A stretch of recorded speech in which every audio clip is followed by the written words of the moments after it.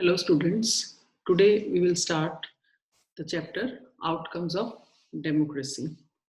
We have already studied that democracy is a better form of government as compared to other forms of government. And democracy is better because people around the world, they support democracy against other alternatives. But there are many who are not satisfied with the democratic practices. So we can say that there is a misconception in the minds of people that democracy can address all social, economic, and political problems. So if these problems they are not solved, people start blaming democracy. We should realize that democracy is just a form of government. It can only create conditions which are conducive for achieving social, economic, and political goals. The citizens, they have to take an advantage to achieve the goals. Democracy is not a magical remedy for all our social ailments. So in this chapter, we are going to discuss the expectation from democracy and examine the record of democracy on these expectations. So the first topic in your book is how do we assess democracy's outcomes? So democracy, it is a better form of government than dictatorship in the following respects. It promotes equality among citizens. It enhances the dignity of the individual. It improves the quality of decision making. It provides a method to resolve the conflicts, and it allows room to correct its own mistakes. Next is accountable, responsive, and legitimate government. So democratic government, it is an accountable government. That is, it is responsible for its actions, decisions, and policies, including the administration.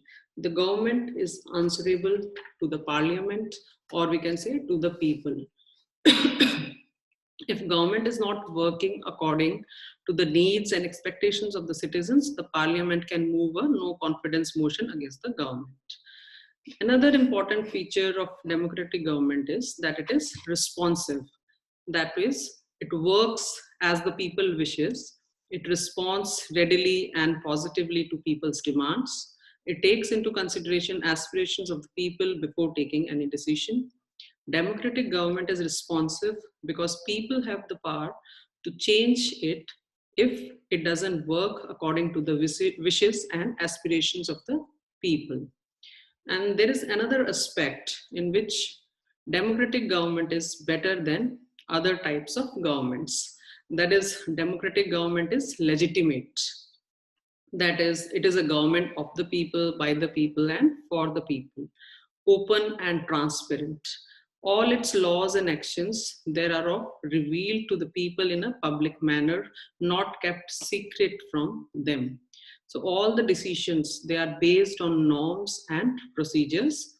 The citizens they have the right and means to examine the process of decision making. This is known as transparency. And if we talk of India, in India, citizens they have been empowered through Right to Information Act. Next topic is economic growth and development. So economic development, it depends on several factors. That is country's population size, global situation, cooperation from other countries, economic priorities adopted by the country, etc. And there is a significant difference in the rates of economic growth between countries under dictatorship and democracy. So democracy is preferred as it has several positive outcomes also. Next is economic outcomes of democracy. So there are certain points which show the relationship of democracy with economic growth and economic inequalities. So dictatorial regime has had a slightly better record of economic growth, but when we compare the record only in poor countries, there is virtually no difference. And there can be a very high degree of inequalities within democracies. There is often inequality of opportunities available to the poorer sections of society. Then is the next topic is reduction of inequality and poverty. All individuals, they have equal right in electing representatives, and in the process of bringing individuals into the political arena on an equal footing, we find growing economic inequalities. A small number of ultra rich people, they enjoy a highly disproportionate share of wealth and incomes. Their share in the total income of the country has been increasing, and those at the bottom strata of the society have a very little to depend upon. Their incomes have been declining. In actual life, democracies do not appear to be very successful in reducing economic inequalities. Then comes accommodation of social diversity. No society can fully and permanently resolve conflicts among different groups, but we can learn to respect these differences, and we can evolve mechanisms to negotiate the differences. Democracy is best suited to produce this outcome: ability to handle social differences, divisions, and conflicts. It is a plus point of democratic regimes, but democracy must fulfill two conditions in order to achieve this outcome. Firstly, the majority always needs to work with the minority so that governments function to represent the general view. Rule by majority means that in case of every decision or in case of every election, different persons and groups may and they can form a majority. Then the last topic of this chapter is dignity and freedom of citizens. Democracy stands much superior to any other form of government in promoting the dignity and freedom of the individual. The passion for respect and freedom, they are the basis of a democracy. And let's take the case of the dignity of women. The long struggle by women have been created have created some sensitivity that respect and equal treatment of women are necessary ingredients of a democratic society. The same is true of caste inequalities also.